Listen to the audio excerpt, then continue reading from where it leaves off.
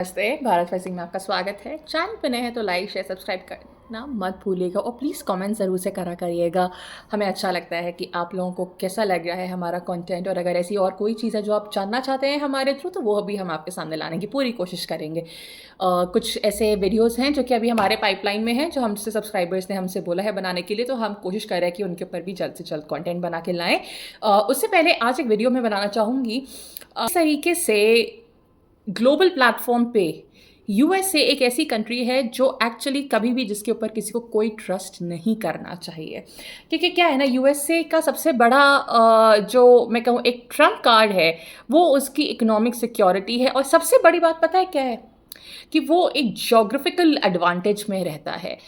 USA के पास इतना बड़ा एरिया है ऑलरेडी, जो कि हम सबको पता है कि उन्होंने किस तरीके से वहाँ पर पे नेटिव अमेरिकन से उन मर्डर कर करके उनसे गलत तरीके से उनको दबा के कुचल के उनकी ज़मीन ली। लेकिन अगर हम बात करते हैं एट प्रेजेंट की, तो यूएसए के पास अपने नेचुरल मिनरल्स बहुत ज़्यादा हैं, और ऊपर से उनके पास जोग्राफिकल लोकेशन का एडवांटेज इस तरीके से है कि वो ऑलरेडी इतना बड़ा है और वो दोनों तरफ उसके ओशन है, तो ईजिली इतना एक्सेसिबल नहीं रहता है वो, ताकि और कंट्रीज़ के लोग एज इलीगल माइग्रेंट्स बहुत ईजिली वहाँ पहुँच पाएँ, जिस तरीके से इंडिया में हो पाता है या मे बी यूरोप में हो रहा है, अन्य देशों में हो रहा है, उस तरीके से यूएस नहीं, उसको वो प्रॉब्लम झेलनी पड़ती। तो उसका क्या है, वो दादागिरी ना कंटिन्यूस इसीलिए चलती है कि उसको पता है कि मैं दूसरों को हार्म पहुंचा सकता हूँ लेकिन दूसरे मुझे हार्म नहीं पहुंचा सकते हैं।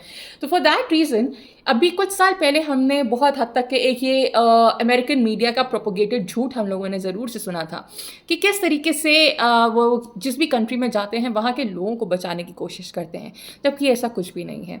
यूएस, अगर आपने मर्चेंट ऑफ वेनिस देखी होगी ना, तो उसमें एक शाइलॉक का कैरेक्टर था। शाइलॉक का कैरेक्टर ये था कि he always wanted his pound of flesh. जी हाँ, यूएस ऐसा ही कंट्री है, वो हमेशा अपना पाउंड ऑफ फ्लैश ज़रूर से लेगा। अगर वो आपको एक टॉफ़ी भी देगा ना 1 रुपए की, तो उसके ऊपर वो कोशिश करेगा कि आपसे एटलीस्ट 10 रुपीज़ निकलवा ले। यूएस कभी भी कोई भी काम आपके बेनिफिट के लिए नहीं करता। अगर वो करता है तो ये लॉन्ग टर्म बेनिफिट सोच के करता है कि मुझे इनसे क्या मिलेगा। अब हाल फिलहाल में हम अफ़गानिस्तान की हालत देख सकते हैं कि पहले किस तरीके से अफ़गानिस्तान को एक्सप्लॉइट किया गया। जो आज से पहले 70s वगैरह में अफ़गानिस्तान था, क्या वो आज वही है? जी नहीं। 70s के टाइम पे अफ़गानिस्तान बहुत ही ज़्यादा मॉडर्न और ओपन सोसाइटी थी, और आज आप समझ सकते हैं कि अफ़गानिस्तान उसकी टिपिकल ऑपोजिट है। अब हम आते हैं एक ऐसे केस पे जो हम बात करेंगे आज लिबिया की। तो आज मेरे सामने एक आर्टिकल आया है और मैं उसकी लिंक आपको डिस्क्रिप्शन बॉक्स में दूंगी। फिलहाल वो आर्टिकल मेरे सामने है और शॉर्ट में मैं आपको बताना चाहूँगी कि जो एक ये नरेटिव बिल्ड किया गया था ना कि गद्दाफ़ी ऐसा था, गद्दाफ़ी ने ये किया, तो किस तरीके से यूएस ने अपना जो उन्होंने उनको बेनिफिट मिला वो यहाँ पे हम सबके सामने छुपाया, ये दिखा करके कि गद्दाफ़ी गलत कर रहा था। पहली बात तो ये कि लिबिया के मैटर्स में यूएस को इंटरफेयर करने का हक दिया किसने। दूसरी बात ये कि वो अगर हर तरीके से दूसरी कंट्री पे अटैक करेगा तो दूसरी कंट्री की ऑटोनॉमी और सो कॉल वहाँ के लोगों के राइट्स का क्या हाल हुआ। यूएस जो पूरे दुनिया को लेक्चर देता रहता है ना ऑटोनॉमी पे, लोगों के राइट्स पे और डेमोक्रेसी पे, फलाना ढिमकाना, हर लेक्चर आपको यूएस के पास फ्री फंड का मिल जाता है, लेकिन अपने ऊपर वो कुछ भी एप्लीकेबल नहीं करने देता। ये एक सबसे बड़ी निशानी है इस देश की, जो एक नंबर का ढोंगी देश है। ऑनेस्टली अगर मैं आपको एक बात बताऊं तो आइए हम थोड़े से फटाफट से मैं आपको पॉइंट से वो इंट्रोडक्शन कराती हूँ कि किस तरीके से इन्होंने लिबिया जैसी कंट्री, जो कि इतनी प्रॉस्पेरस कंट्री थी एक बार को, आज वो किस हालात में है थैंक्स टू यूएस। आज और भी बहुत सारे कंट्रीज़ हैं जो कि बहुत हद तक के बर्बाद होने के कगार पे हैं थैंक्स टू यूएस, लेकिन चलिए आइए लिबिया की बात करते हैं। इंडिया बच गया, बहुत बड़ी बात है यूएस एड के अटैक से। तो सबसे पहली बात यह है कि जो मोहम्मद गद्दाफी थे ना, उनको क्यों मारा गया, बिकॉज यहाँ पर पे यूएस की जो इकोनॉमिक डोमिनेंस थी ना, उसके ऊपर बहुत बड़ा सवाल उठने वाला था। जो गद्दाफी हैं ये बेसिकली क्या कर रहे थे कि वो अफ्रीकन दिनार को लेकर के एस्टैब्लिश कर करके वहाँ करना चाह रहे थे ताकि वो पेट्रो डॉलर को हटा सके। अब आप समझ सकते हैं कि जब पेट्रो डॉलर्स हट जाएंगे तो कितना बड़ा एक इकोनॉमिक झटका लगता है यूएस को। इकोनॉमिक झटका जो यूएस कभी लेना नहीं चाहता, और अपनी डोमिनेंस बनाने के लिए, इसीलिए आप देखते हैं ना हर जगह करेंसी रेट का मेजरमेंट अगर होता है तो वो यूएसडी से ही होता है। That is the kind of dominance USA has.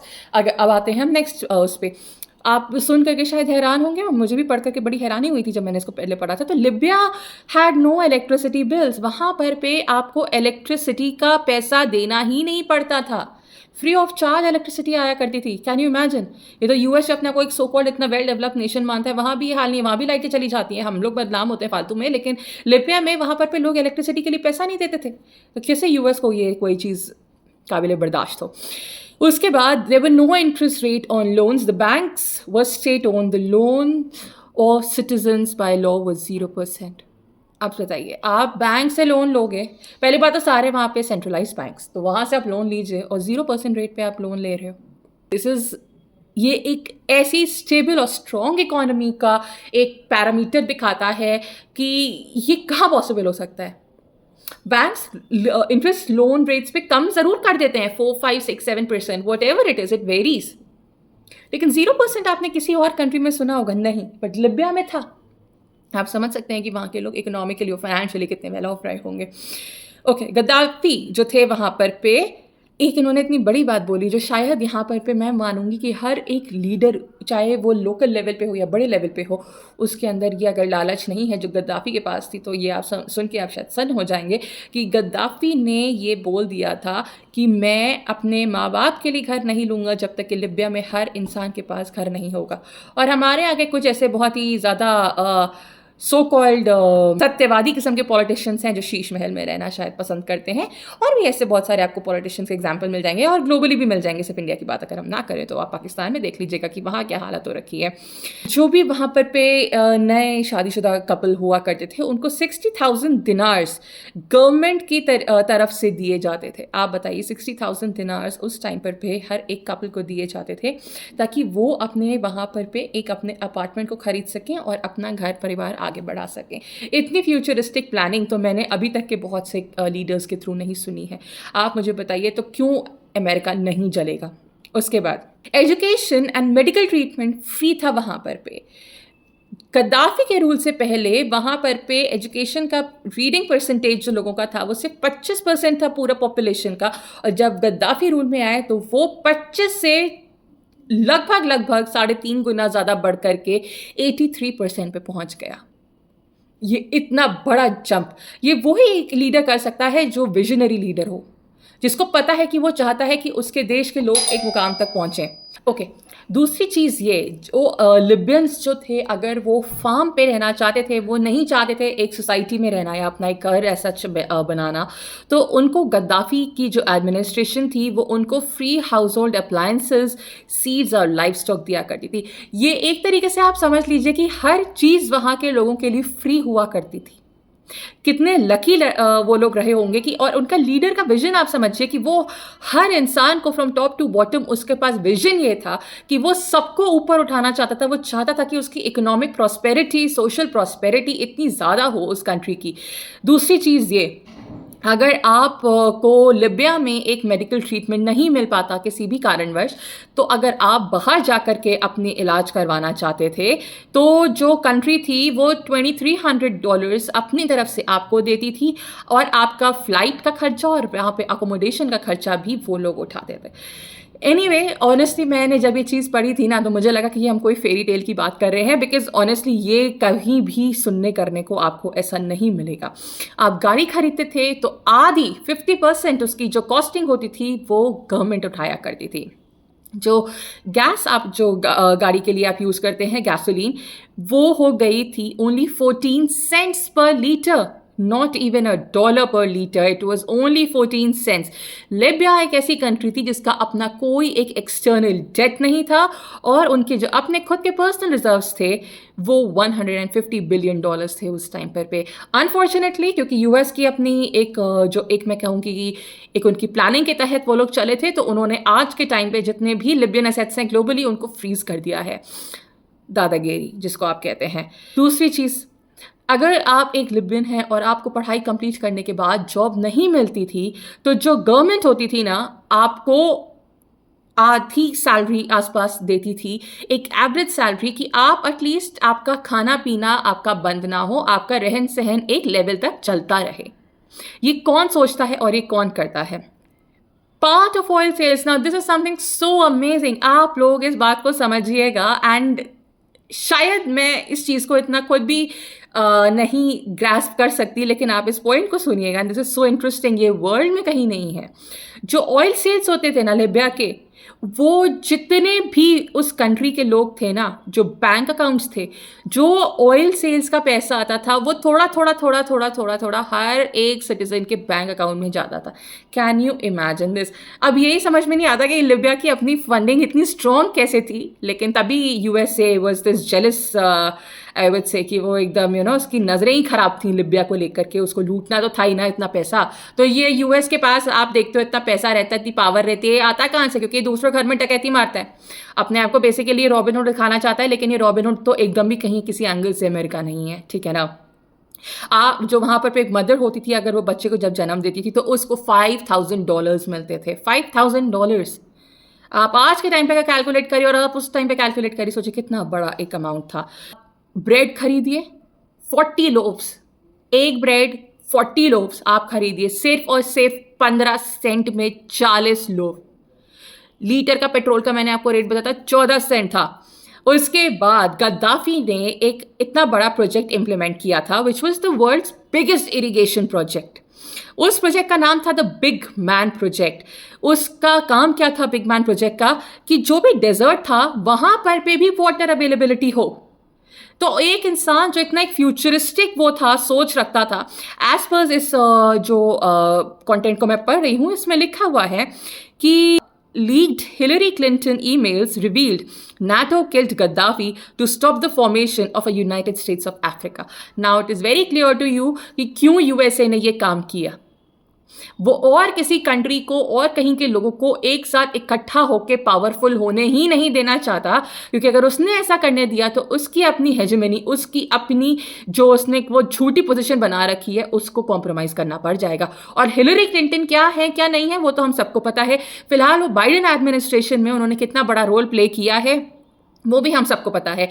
क्या उनके जॉर्ज सोरोस से लिंक्स निकले हैं? ये भी हम सबको पता है। और जॉर्ज सोरोस क्या है ये आज पूरी दुनिया को पता है। वैसे जॉर्ज सोरोस हैं तो एक जीव जो अभी रहते हैं हंगरी से, और वो हंगरी के ही वहाँ के लीडर को हटाना चाह रहे थे। तो आप समझ सकते हैं कि ये इंसान ग्लोबल डेमोक्रेसी के लिए, हम आप जैसे नॉर्मल लोगों के लिए कितनी खतरनाक सोच रखता है। और बड़ा क्लेवर आदमी है, अपना पैसा खर्च ना करके इसने यूएस का ही पैसा लगाया। वैसे ठीक है ना, यूएस के लोगों के साथ यही एक ट्रीटमेंट वो लोग डिजर्व भी करते हैं, लेकिन हाल फिलहाल में मैं आपको जो बात समझा रही हूँ वो ये है।